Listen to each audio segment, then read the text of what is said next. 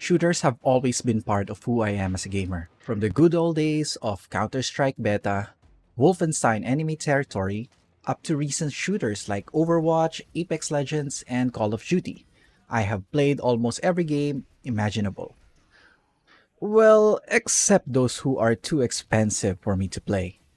Back when I was in high school, I can only dream of buying the latest AAA title, and this is still true as even now, if I'm an adult, my budget is pretty limited.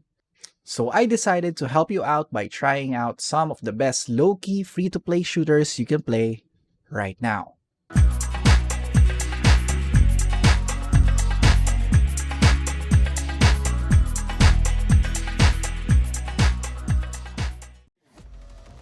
Kicking things off is Veiled Experts. Veiled Experts is an early access 5v5 hero based third person shooter that focuses on. Well, I really don't know. I can't even say that this is a love child of Counter Strike and Overwatch because it does a lot of things. It has bomb defusal, team deathmatch, it has heroes, it has customization, it has parkour. However, in my short time playing this game, I really got confused and I have played a ton of shooters. The impression I got from this game is that it's a jack of all trades but a master of none. Yes, the graphics are good. Yes, the heroes are cool. But this game has so much mechanics that it really puts me off. But don't get me wrong, you may still have fun with this game. That's why it ended up on this list. The game is currently being played by 1,600 plus players on Steam at the time of this review. The game currently has a mixed reception on Steam. If you have a potato PC, Combat Master might just be for you. The Steam page even described this game to be designed for low-end hardware. Combat Master is a first-person shooter for up to 10 players. With a less than 1 gigabyte download, what do you expect? It does not do anything innovative, it's just your typical cross-platform shooter. But why change a working formula? The game is fun, as any shooter can be. There's a lot of game modes, and the standout for me has always been Team Deathmatch. I had a bit of fun playing this game, but there are also times that I feel frustrated that I spawned right in front of the enemy, which happens a lot. The game feels like it is trying to capture the Call of Duty mobile market, and at the time of this writing, there are 2,100 plus players playing this game on Steam, excluding mobile, which is probably where most of the players are playing. The game has a very positive reception on Steam. Before we proceed with the rest of the video, please do help me out as I try to grow this channel. Any form of interaction like liking, sharing, commenting, and most importantly, subscribing helps me out a lot. I really appreciate it. Farlight 84 is an early access cross-platform hero-based shooter. It has a battle royale and typical shooter modes like deathmatch. Personally, I enjoyed my first few games with Farlight, but until I realized that I was actually playing with bots and it was just a tutorial, that was a bummer. The game is solid, but like Veiled Experts, it does require you to do your homework and know more about the hero and how they function.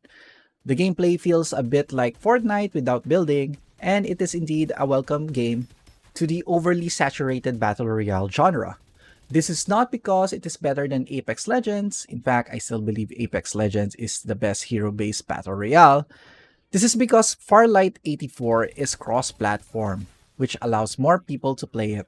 Similar to Combat Master, this game will also run at low-end hardware, but it definitely looks far better than the aforementioned game. However, I wouldn't recommend this game if you are not a fan of microtransactions, which I don't know who is a fan of microtransactions. The game has a loot box system, spin that wheel, and etc. In fact, there should be a walkthrough about every monetization system for this game as it is a confusing mess. And yes, you get free stuff if you grind, but you know the drill. Spend this much money to increase your chances and or skip the grind. At the time of this review, there are 26,000 plus players playing this on Steam, which excludes the mobile platforms. This is the most active game on this list and really stretches the meaning of low-key. But since this is not getting a lot of mainstream attention, I included it on this list. Farlight 84 has a very positive reception on Steam. Caliber is a third-person shooter that feels like Rainbow Six Siege and Division combined. It has operators, so many operators, 60 plus operators. Unlike other games on this list, it does take a while to kill other players, especially since it has a focus on damage drop-offs over long distances. It is still fun, and the grind is real for those other operators. Gotta catch them all, I guess. The game has a more tactical approach. This is probably because the PvP modes are limited to 4v4. My tip here when you play this game is to select a class that you like and focus on 3 operators for that class, because ranked matches require you to have them. The gameplay of Caliber is really fun. There are PvP, PvE, and PvVP modes that are actually worth playing. Also, I would like to mention that not all games on this list have good voice acting, but Caliber having 60 operators stands out as having a mixed bag of mostly bad voice acting. I'm not gonna lie, deciding whether this should be number 1 or 2 was a tough call. But eventually, after playing this game for more than 20 hours, I have to admit that this game is more pay to win than my number 1. And yes, the other games on this list may have pay to win mechanics, sprinkled but hidden from sight, but this one is just bad. I can probably explain this or even review Caliber and tell more thoughts about this game in another video. So if you want that, please let me know in the comment section below. At the time of this writing, Caliber has 3,000 players playing on Steam and has a very positive reception. Honorable mention is Mobile Suit Gundam Battle Operation 2, which just released on May 31, 2023. But since I have not played it while making this video, I cannot really give you my thoughts on this game. The game looks cool because Gundams are always cool. I still think this is still worth mentioning despite the fact that it may not be as low-key because of the Mobile Suit Gundam IP. Shatterline has just the right amount of free-to-play shenanigans to be number 1 on this list. Shatterline is another early access hero-based shooter that has PvP and PvE elements.